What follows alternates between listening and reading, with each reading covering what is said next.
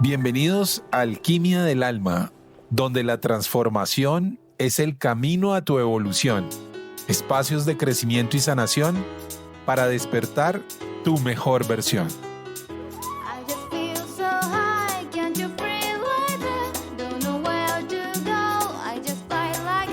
Bueno, estamos aquí en este episodio que nos reúne en este espacio de podcast para Alquimia del Alma. Hoy vamos a estar hablando sobre las creencias limitantes. Bienvenidos a este espacio de transformación, un podcast donde exploramos el potencial ilimitado del ser humano. Soy Julián López, director de Alquimia del Alma, y hoy inauguramos este espacio con un tema fundamental, las creencias limitantes. Hoy nos acompaña la doctora Fanny Garzón Forel, psicóloga graduada de la Universidad Nacional Abierta de Distancia, especialización en economías sociales sostenibles, con estudios de PNL, diplomado en psicología clínica y pruebas de psicología del Colegio Colombiano de Psicología. Ha estudiado el uso de las plantas medicinales en el cuidado de la salud y es integrante de la Asociación Colombiana de Estudios y Terapias Asistidas con Psicodélicos. Bienvenida, Fanny, a este espacio. Buenas noches, ¿cómo estás? Buenas noches, Julián. Muy agradecida de compartir en este espacio con todas las personas que lo van a escuchar. Gracias por aceptar esta invitación y por la dedicación que has dispuesto para nosotros y para todas estas personas que están dispuestas a escuchar sobre este tema tan importante de las creencias limitantes. Bueno, Fanny, aquí hablando un poco, introduciendo este ejercicio, cuéntanos un poco de ti, cómo llegaste a la psicología, cómo ha sido esa trayectoria profesional. Bueno, ¿cómo llegué a la psicología? Creo que la psicología ha estado siempre en mí, que siempre he tenido gusto por escuchar al otro, por tratar de comprender qué sucede, así que soy psicóloga por vocación, pero pues obviamente los estudios académicos son necesarios, así que ya siendo adulta y habiendo dejado de lado otra profesión, me dediqué a estudiar psicología porque era lo que me movía, me motivaba, lo que yo realmente quería hacer. Y empecé a estudiarla de manera virtual hasta que logré culminarla. Una de las principales razones que también me motivó a estudiar la psicología fue la vivencia que tuve con Juan Sebastián, que es mi hijo, que en su niñez tuvo un trauma cráneoencefálico severo. Y desde ese entonces también se hizo primordial para mí comprender cómo funciona nuestro cerebro para acompañarlo de manera más asertiva. Ay, qué bonito. Entonces, como ya dije, pues sí ejerzo la psicología. También ejerzo el oficio de ser mamá, que me hace feliz, me enorgullece y es uno del que cada día aprendo. Y creo que podría extenderme mucho en las razones por las que amo esta profesión, pero creo que ahí ya se alcanza a notar mi gusto y mi fervoroso deseo de continuar en la psicología. Qué bonito, Fanny, qué bonito ese contexto, esa intro que nos das a ese mundo personal de la psicología.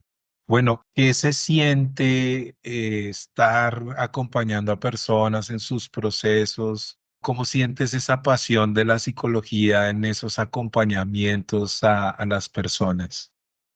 Es una responsabilidad enorme porque la psicología pues tiene bastantes herramientas, pero algo con lo que se trabaja constantemente es con la palabra y la palabra correcta, bien elaborada, puede ser muy funcional, pero también puede acarrear eventos que a veces uno no alcanza a determinar. Digamos que el conocimiento académico te da técnicas, te da formas de interacción, desarrollas habilidades, pero pues el ser humano es más que pensamiento o más que mente. el ser humano, todos nosotros estamos integrados a un espíritu, a un cuerpo y a una mente. Entonces, por eso digo un acto de profunda responsabilidad, porque tú integras en una sesión de acompañamiento psicológico todo eso con la persona con la que estás interactuando. Entonces, cuando tienes esa conciencia, sabes que puedes marcar un antes y un después para la vida de esa persona, dependiendo cómo le compartas esa información en el acompañamiento que haces, esa que tú has adquirido para poder beneficiar los procesos de otras personas. Qué bonito. Y en realidad coincido en que además de ser una gran responsabilidad, a su vez creo que es un gran privilegio el poder acompañar a personas a dinamizar sus vidas, sus pensamientos, su mente, su corazón, su espíritu. Qué bello esto. Bueno, Fanny, aquí ya entrando un poco en el tema en cuestión que nos tiene aquí reunidos sobre las creencias limitantes, exactamente qué son. ¿Qué son las creencias limitantes y cómo se forman en nuestra mente? Bueno, pues hay varias teorías, hay varios enfoques. Para este momento voy a centrarme en el enfoque que tiene Albert Ellis respecto a las creencias limitantes. ¿M? Porque él creó una técnica que se utiliza muchísimo en el método cognitivo-conductual, y la técnica se llama ABC. Y en esa técnica y en todos sus estudios, él determinó que hay eventos activadores de estas creencias. Entonces, un evento activador generalmente es algo que desagrada a la persona. En ese desagrado, en ese evento activador, se genera la creencia que ya queda ahí instaurada y que genera unas consecuencias. Y esas consecuencias se ven evidenciadas en las emociones, en los sentimientos y por ende en el comportamiento. Hay otras teorías también que le dan bastante importancia a las creencias que adquirimos cuando estamos en un contexto familiar, social, cultural, que nos transmite información que de pronto no ha sido tamizada, sino que se transmite de generación en generación y llega a nosotros como una verdad y nunca la cuestionamos. Simplemente la vivimos y la repetimos para, si es el caso, para la siguiente generación. Entonces, como vemos, desde estas dos teorías hay creencias que surgen, es una información que queda dentro de nuestra mente y otra que adquirimos con información del entorno. Entonces, en este momento creo que vamos a ir como en un paralelo sobre estas dos formas en que llegan a nosotros o adquirimos ciertas creencias que terminan siendo determinantes para la vida porque en muchas ocasiones impiden el desarrollo o impiden la potencialización de las habilidades, de las virtudes con que cada persona viene. Bueno, esto que nos dices es como abrir una, como dicen, una caja de Pandora, ¿no? O sea, hay muchísimos elementos en este contexto que nos das. Y quisiera decir, en ese caminar del ejercicio de la psicología, me imagino que han sido muchas personas con las cuales has tenido la posibilidad de acompañar, de transitar distintos momentos. ¿Cuáles pudieras decir que en medio de ese ejercicio de caminar profesional, cuáles han sido las creencias limitantes que has identificado más comunes en nosotros los seres humanos en ese ejercicio práctico que has tenido? Bueno, como ya dije, para Ellis hay un listado de 11 creencias que son, digamos que comunes, él determinó que son comunes a las personas, pero ahorita no nos vamos a centrar en este, sino que vamos a tomar, como tú me dijiste, más las que yo he evidenciado. Entonces hay un criterio que dice que hay creencias de merecimiento, de habilidades y de posibilidades. Yo he evidenciado en interacción que las de merecimiento generalmente están más presentes. ¿A qué me refiero? No hay una facilidad para concebir que tú mereces algo, sobre todo cuando se está pasando por momentos difíciles en la vida. Entonces es más fácil asimilar que mereces algo desagradable a que mereces algo bondadoso, algo que te ayude a evolucionar esa situación que estás viviendo, a trascender por ella de forma más amable. Entonces, merezco lo que me pasa porque es que yo hice esto o porque yo hice tal cosa. Es más, yo merecería algo peor que esto o no merezco nada bueno porque pues no he hecho nada bueno o no merezco que las personas me quieran o no merezco ser respetado o no merezco ser admirado o no merezco recibir el reconocimiento por las cosas que he hecho porque hasta cuesta trabajo darse ese reconocimiento, decir me levanto y me dialogo con el merecimiento que tengo porque me levanté con alegría, porque me levanté de buen ánimo, porque me levanté con toda la capacidad, la voluntad y la fuerza para ejercer la actividad que tenga que ejercer. Entonces, estas limitaciones de merecimiento sí son muy comunes a todos nosotros y pues obviamente, como ya dijimos en el paralelo, pueden tener origen o externo, porque pues hay creencias sociales en las que se ha alimentado. Para merecer algo, debemos primero tener un sacrificio o debemos tener unos grados de bondad hacia el otro y se nos ha olvidado el grado de bondad hacia nosotros mismos. Entonces, ahí hay una fuente, como también en la crianza. ¿Sí? Un niño que ha estado expuesto a frases como de pronto, usted no se merece eso porque no me lo agradeció, o usted no se merece eso porque no lavó la loza, o usted no se merece eso porque no hizo las tareas que debía hacer. Entonces, pues en él se va generando el autodiálogo, el no merecer, porque en la forma como funcionamos queda más marcado el no merezco que de pronto el contexto completo de que la frase fue, como no lave la loza, luego no merezco tener este dulce, pero queda más enfatizado el no merezco. Claro, claro, claro, entiendo. Bueno, aquí ya me surge a mí una pregunta ya muy personal, ¿no? Que también he venido desde esas experiencias que hemos también transitado desde Alquimia del Alma. Aquí también creo que juega un papel importante la culpa, ¿no? O de lo que también he podido observar en este proyecto es que muchos cargamos una información de culpa, de sentirnos culpables por todo. ¿Cómo entra ahí la culpa en estas creencias? O sea, es una pregunta aquí un poco dinámica, pero he visto que hay muchos elementos de crianza, efectivamente, como lo mencionas con este ejemplo del niño, que si lava o no lava la loza y si obtiene o no la recompensa, es una información muy recurrente desde la culpa. ¿Cómo funciona la culpa en estas creencias? Cuando se ha instaurado la información de que la culpa existe, ¿sí? Porque tendríamos que analizar un poco si en verdad hay culpa o responsabilidad, ¿sí? Porque se ejerce una acción, hay un resultado. El resultado puede ser que te agrade o desagrade, pero es un evento. ¿Sí? Obviamente, como en los diálogos que tenemos, hemos utilizado mucho el concepto de culpa y hemos relacionado este concepto de que cuando sucede algo que nos desagrada o tenemos culpa o alguien tuvo que haber tenido la culpa de que eso nos sucediera. Entonces perdemos la opción, la posibilidad de apropiarnos de los resultados que obtenemos con nuestras acciones. Entonces, la culpa sí es un proceso que es muy difícil llevar porque es eso, sentirse culpable. Pero si lo transformáramos a hacernos responsables de las acciones, luego obtenemos un resultado, pues ya no tendríamos estas consecuencias que tenemos de sentirnos culpables. Pero pues ahí hay tanto antecedentes culturales dictados un poco por la forma como se transmitió la religión.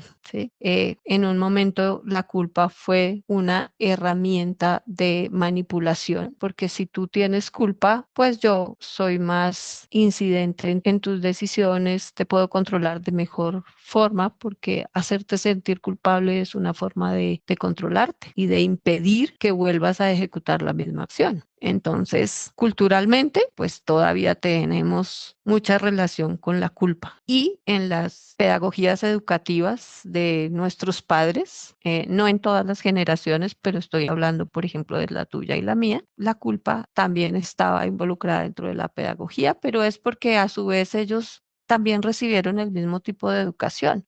Entonces ellos repitieron algo que ellos recibieron de otros. Así que hicieron lo que podían con la información que tenían. Pero pues ahora nosotros tenemos muchísima más posibilidad de adquirir información diferente, de llevarla a nuestras vidas y de analizar, como ya te dije, desde otro punto de vista, si en realidad la culpa como culpa existe. Si yo en realidad tuve culpa de X o Y evento o fue una reacción a una acción que yo ejecuté y lo que tengo es una responsabilidad del resultado. Tengo mi cerebro y mi cabeza así explotando de alegría de escuchar y de desmenuzar toda esta información tan importante, Fanny. En ese ejercicio que has venido construyendo con mucho amor, con mucha pasión, como lo mencionabas, ¿qué caso recuerdas que pueda ser significativo desde tu experiencia profesional donde hayas visto no solamente la identificación de una creencia limitante, sino en ese acompañamiento, cómo esa creencia se logró transformar en algo más importante? Una creencia en un momento determinado fue los niños que manejan muy bien las matemáticas, los números, son muy inteligentes, son los más inteligentes. En ese momento las teorías de las inteligencias múltiples pues no eran tan conocidas, entonces era muy fácil que tú escucharas lo que yo acabo de describir, que los niños que tenían habilidades matemáticas eran los más inteligentes de todos y que ellos pues iban a sobresalir, iban a estar mejor que los otros porque pues sus habilidades matemáticas le iban a abrir las puertas. Entonces se concebía que los niños inteligentes se relacionaban mucho con las matemáticas. Los padres dejaban de lado otros aspectos de esa característica y se concentraban en fortalecer esta habilidad matemática porque además pues era una muy agradable forma de expresarse de su hijo, que era habilidoso en las matemáticas, que le iba muy bien en el colegio y bueno, así pude escuchar a una mamá que tenía ese concepto. ¿Qué pasó? Con el tiempo, ese hijo que académicamente fue muy sobresaliente, sobre todo en las matemáticas, pues no obtuvo los logros que ella esperaba. Ok, claro, ahí hay una información considerable para poder transitar y romper esa limitación de observación. Muchos filósofos han hablado del tema y es cómo como seres humanos tendemos como a encasillar las descripciones de algo en un concepto muy definido y esto no nos permite como la libertad de fluir, como lo mencionabas, con esa amplitud de lo que pueden ser las inteligencias múltiples y descubrir que en realidad hay muchas habilidades en todos los niños y en toda nuestra infancia, en nuestro territorio, en nuestra ciudad, en nuestro país. Bueno, esto es un tema bien bello porque creo que de alguna manera, creo que muchos, yo me siento identificado con lo que mencionas. Creo que muchos más también seguramente se habrán identificado con ese modelo de las matemáticas. Pero en ese ejercicio, para las personas que nos están escuchando, ¿cómo nosotros podemos llegar a identificar o a través de la observación, de la convivencia, del diario vivir, que podemos tener creencias limitantes? ¿Qué señales en nuestro comportamiento pueden indicarnos que tenemos información o estamos operando desde creencias limitantes? No siempre es fácil identificar las creencias limitantes que se poseen, sobre todo las que están ligadas a eventos desagradables, porque a veces no, ni siquiera se quiere recordar el evento. Otras veces, por el contrario, se es muy consciente de que hay creencias generadas precisamente en ese evento. Entonces, cada persona es un mundo y en cada mundo las creencias se identifican de diferente manera.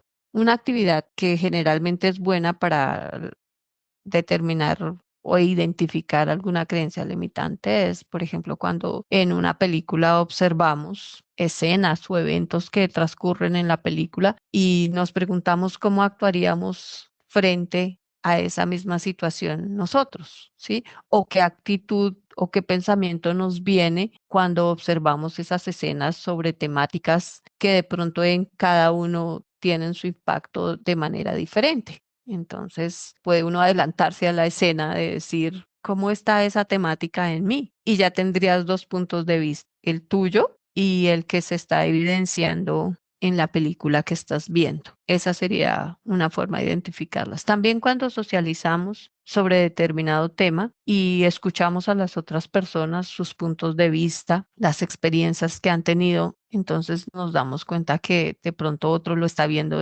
desde otra lista y yo no he tenido esa posibilidad de verlo, sino desde únicamente de la mía. Entonces, el otro me aporta información que me sirve para cuestionarme yo con cómo estoy con respecto a este tema en específico.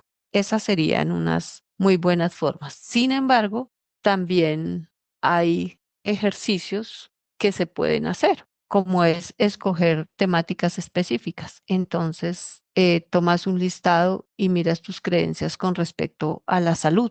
Por ejemplo, ¿qué es para ti la salud? ¿Cómo te sientes con respecto a la salud tuya? ¿Cómo mantendrías tu salud? Si para ti es importante la alimentación en la salud o no. ¿Cómo viste que tus padres manejaron su salud? Lo mismo podría ser con respecto al dinero, con respecto al amor, con respecto a las relaciones. Y haces esos listados para después desglosar uno por uno. Bueno, pues esos son unos ejercicios muy interesantes. El de la película, creo que mientras lo iba mencionando, yo creo que sí me ha pasado en esos diálogos internos donde estoy viendo una película y digo, uy, ¿yo qué haría en esa situación? ¿Haría lo mismo que hizo el personaje o hubiera tomado otra acción? Y creo que ese ejercicio de la película es muy interesante. El listado también me parece que es una herramienta muy bonita y lo he visto mucho, ¿sabes cómo? Desde el observar la palabra, o sea, de cómo nosotros nos expresamos en relación a algo específico, así como tú decías, la salud, la familia, el amor, el dinero, en la forma en que nos expresamos de cada temática, pues también podemos observar de qué manera lo estamos haciendo y podemos encontrar ahí esas oportunidades para transformar. Qué chévere, qué información tan bonita. Bueno, si una persona que ha estado escuchando y hace estos ejercicios, identifica algunas acciones que puedan listarse para transformar estas creencias, adicional a las películas y el listado, ¿cómo recomendarías continuar ese trabajo de transformación? Ya lo identifiqué en la película o ya lo identifiqué en un listado. ¿Qué pudiera hacer yo después de identificarla? Bueno, después de que ya las has identificado, entonces la transformas, te dedicas a razonarla para transformarla. Digamos que así verbalizado suena como tan sencillo que ¿por qué no lo logramos si es tan sencillo? Cuando yo la identifico y la logro racionalizar viéndola, tratando de verla como un observador externo, entonces ¿qué creencia tengo yo con respecto al amor? ¿Sí? Si tengo una creencia demasiado relacionada con lo idílico, si necesito que primero me quieran, podría yo nombrar infinitas creencias que pueden existir, pero si la observo como un tercero, ya ahí obtengo información de cómo yo puedo observar esa creencia y la estoy racionalizando.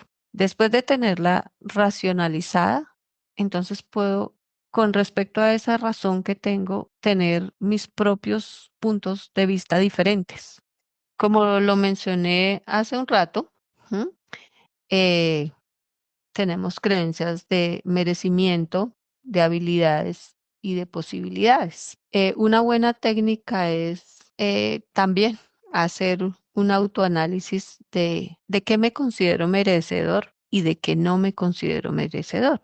¿Qué habilidades reconozco que tengo y qué habilidades reconozco que no tengo? Y qué cosas se me hace posible hacer y qué cosas considero que me es imposible hacer. De eso te va a salir un listado bastante extenso y después empezar a adquirir información, a cuestionarse de si algo que estoy creyendo, como no tengo la posibilidad de hablar inglés, es real o lo estoy creyendo por un antecedente que tuve porque en algún momento intenté hacerlo y de pronto no lo hice bien y recibí una burla y que con la idea de que yo pronuncio mal el inglés y que no tengo la posibilidad, porque esa creencia me quedó, de que no tengo la posibilidad de pronunciar bien el inglés. Entonces, cuando tienes esos listados, como ya dije, de merecimiento, habilidades y posibilidades, es como tener tu checklist y por tenerte a analizar de ese listado, en este momento, en el momento presente, si consideras que eso está allá y nunca te has puesto a analizarlo,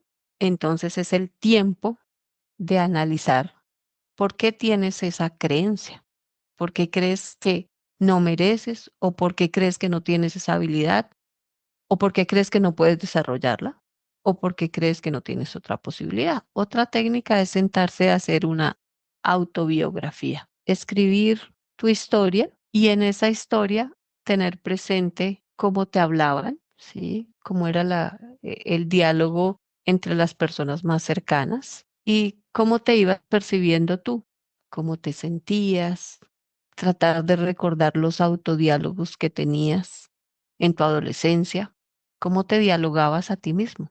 Esas serían herramientas que después te dan información para que puedas desarrollar un proceso que te ayude a evolucionar en esas creencias limitantes, a cambiar la información, a transformarlas. Ese sería como un autoproceso. Como dije antes, Elis tiene un listado de creencias limitantes, son 11. También ir a consultarlo y leerlas y ver con cuál de ellas te identificas y puedes empezar a cuestionar si las tienes, si las posees o no las posees. Bueno, pues esto en realidad es un ejercicio muy amplio y creo que vale la pena explorarlo, ¿no? Ese autodiálogo, tu observador, el poder generar y escribir esa biografía y esas herramientas que nos dejas en realidad son espectaculares. Yo estoy supremamente agradecido con tu presencia en este espacio.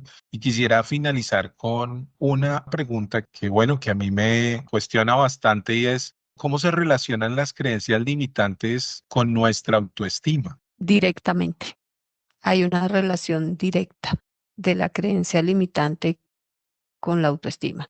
Como dije al principio, cuando una creencia limitante surge de un evento, llamémoslo negativo en tu vida, esto trae consecuencias. Entonces, una consecuencia puede ser que en la elaboración de tu autoestima, tú aplicaste esa creencia. Entonces, si en la niñez concebiste por las creencias que habían que ser un poquito gruesa de cuerpo, pues está relacionado con ser gordita y que las gorditas no son queribles, pues es una creencia limitante, es una creencia falsa, porque fue una creencia que tenían otras personas, mas no es una realidad, porque el tamaño de tu contextura física es una parte de ti, no eres tú en tu totalidad, tú vienes acompañado de otras características y no te define solamente tu estructura corporal.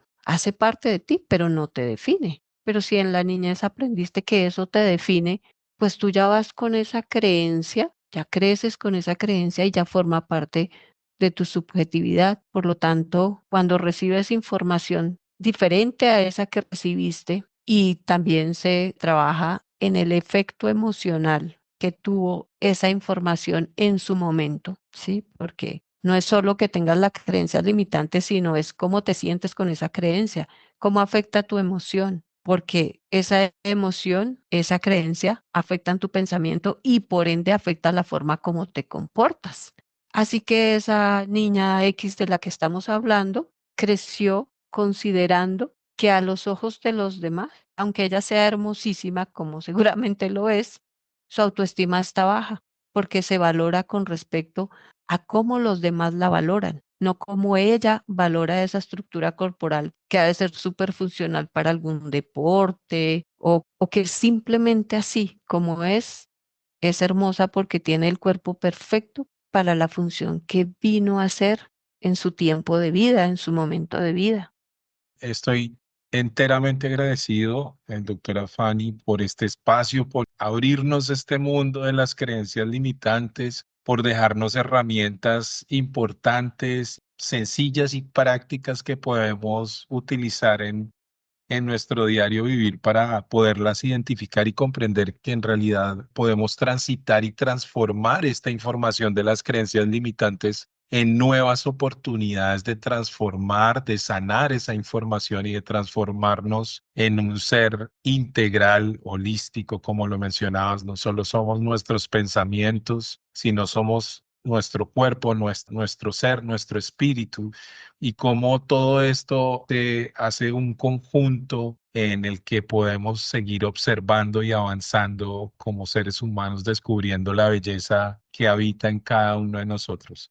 Agradecimiento total a la doctora Fanny Garzón Forero por compartir su valiosa experiencia, por recordarnos que tenemos también las posibilidades de seguirnos transformando.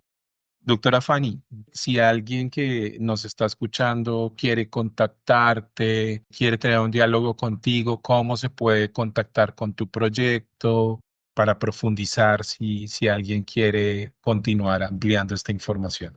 En mi página tengo una página que se llama sentipensantemente.com y ahí está mi información de contacto, ahí me pueden conocer un poco más y también está el número telefónico, me escriben por WhatsApp y yo generalmente trato de responder lo más pronto posible. Doctora Fanny, muchas gracias por este espacio, por este diálogo tan constructivo, por ayudarnos a transformar esta información y por acompañarnos en este espacio de alquimia del alma. Gracias a todos también los que nos escuchan y compartan esta información con las personas que consideren que pueda ser útil. Muchas gracias, doctora Fanny. Excelente día, noche, semana. Agradecimiento total. A ti muchísimas gracias por este espacio.